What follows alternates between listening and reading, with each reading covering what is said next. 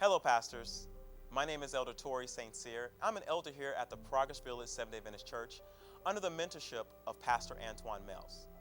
I put this presentation together because I wanted to share with you a very important opportunity that I believe God has for us right here and now in the Tampa Bay area. Now, before I tell you what this opportunity is, I first want to share with you how this opportunity came into being.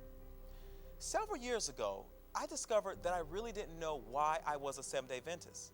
So I began to study all the doctrines of the church. And in doing so, I discovered that I had a special love for the prophecies of Daniel and Revelation. Now, to my dismay, I also discovered that my closest friends had little to no understanding of these prophecies of Daniel and Revelation. So I began to pray to the Lord, and I said, God, how can the church facilitate us learning these prophecies, but make it fun, exciting, educational, but spiritual at the same time? And finally, God gave us a vision. Now, I didn't tell anybody when I first got this vision. I simply wrote down what I believed the Lord was inspiring me to do.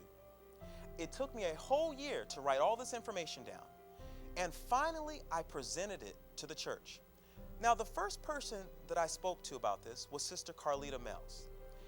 And when Sister Carlita Mells saw this presentation, this opportunity, she said, Elder Tori, this is not just an educational tool, this is an evangelistic tool. Pastors and elders, I want to say that we put this presentation and we made it into an event. And we invited everyone out from the community. And I want to tell you, our church sits 400 people. That very first Sabbath, we had approximately 275 people sitting in our church. And I want to tell you, by the fourth Sabbath of doing this opportunity, this presentation, this event, we had the church full of individuals to where we had to open up the overflow room.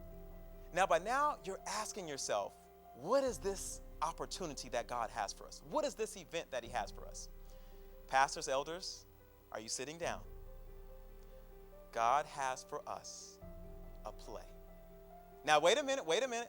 Before you take a hammer to your computer, before you toss that iPad out the window, I want to share with you what God did for us here at Progress Village Seventh-day Adventist Church.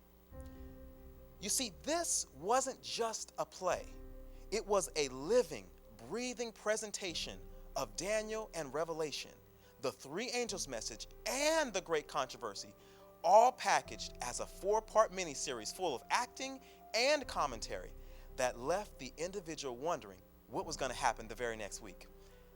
In other words, pastors, we did a presentation, an event to our community that was fun, exciting, educational, yet was spirit-filled. And I want to share with you what we did from week to week. In week 1, the community saw that King Nebuchadnezzar's dream was unfolded right before their eyes, and they saw his kingdom being attacked and how the Bible explained it. They then saw the decline of Greece.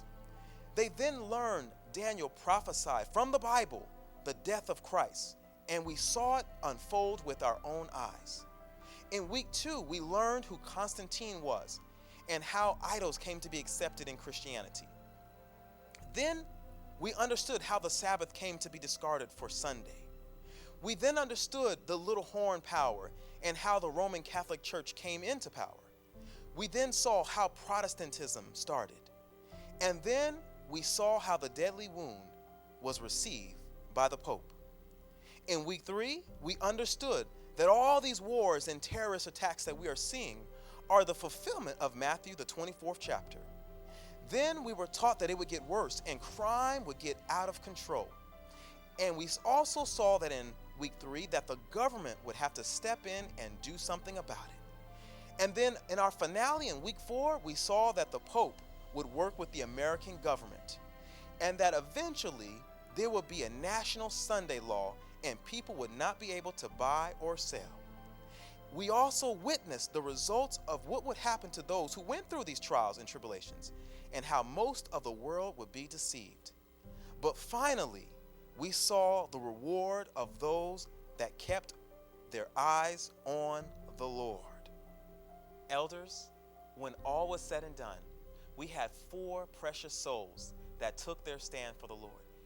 That's just with us here at my local church doing this. Imagine if all the churches worked together and we put on this event for the whole Tampa Bay area and allowed them to see this presentation unfold right before their eyes.